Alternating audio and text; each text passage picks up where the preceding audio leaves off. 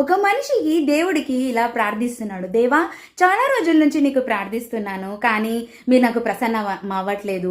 ఈరోజు మీరు ఎలానైనా ప్రసన్నం కావాలి అంటే దేవుడు అలాగే అని చెప్పి ప్రత్యక్షమయ్యి భక్తికి మెచ్చి వచ్చారు. వచ్చి దేవా, నాకు 3 కోరికలు ఉన్నాయి, ప్లీజ్ తీర్చవా అని అడిగినప్పుడు సరే చెప్పు. ఒకటి, నాకు పెద్ద వెహికల్ కావాలి. ఓకే, తీసుకో.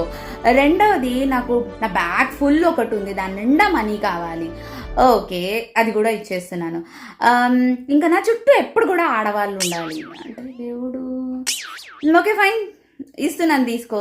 అడిషనల్గా నీకు ఉద్యోగం కూడా లేదు కదా, అది కూడా తీసుకో అని చెప్పేసి దేవుడు ఇచ్చేసి he went on his work. So ఇప్పుడు దేవుడు ఎలాంటి ఆశీర్వాదం ఇచ్చినాడో తెలుసా?